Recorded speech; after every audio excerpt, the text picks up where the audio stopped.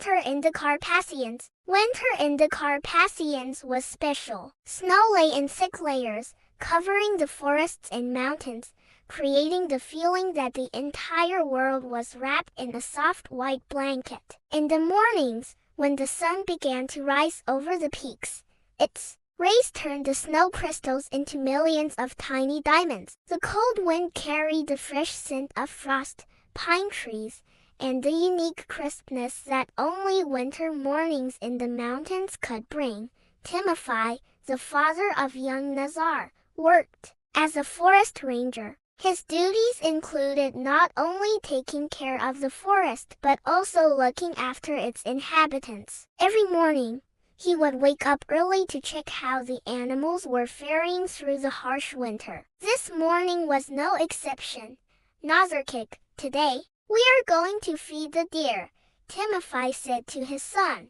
The boy's face lit up with joy. This year's winter was particularly cold, and Nazar already understood how difficult it was for animals to find food under the thick snow. He loved accompanying his father to the forest, especially when they went to feed the wild animals. Over the past weeks, they had already brought food for deer, moose, and hares multiple times.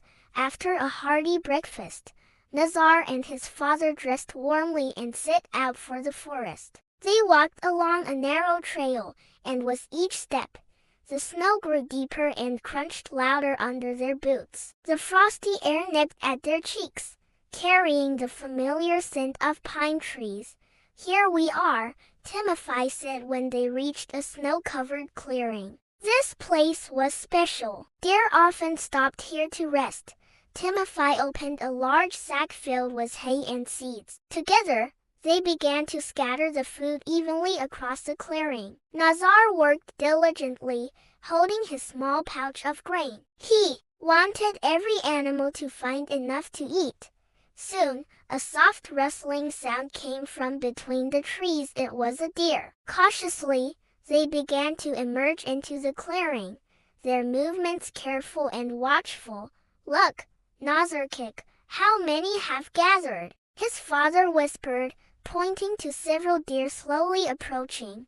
The deer were majestic, their impressive antlers resembling crowns. Their large, clear eyes reflected the cold morning light. One deer, the largest and most magnificent, stepped closer. Nazar instinctively took a step back to avoid scaring them, but his heart pounded with excitement. Those we feed remember who helps them, Timofey said quietly. They aren't afraid of people when they sense kindness. Nazar slowly extended his hand, holding a few grains in his palm. A small fawn, the nearest one, cautiously lifted its head and gently took the food from his hand. Nazar could feel its soft breast and the tickle of its warm nose before it stepped back. For a moment, he felt an overwhelming sense of connection. The animals trusted them. Let's head back home. We shouldn't disturb them any longer, Timofey said, nodding toward the deer.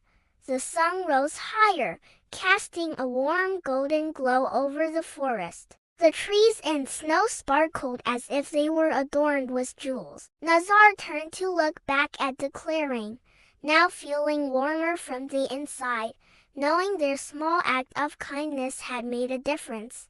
Now I understand why you love this forest so much, Dad. The forest, like people, needs care and love. That's right, son, Timofey replied. The forest teaches us an important truth. Everything in nature is connected, and we must take care of our smaller friends. That evening was cozy. Nazar sat beside his father by the fireplace, feeling the warmth of the flames embracing him. Winter in the Carpathians was snowy and frosty, but after this day, it no longer seemed so cold. In every snowflake, the boy now saw a reflection of care and love for nature.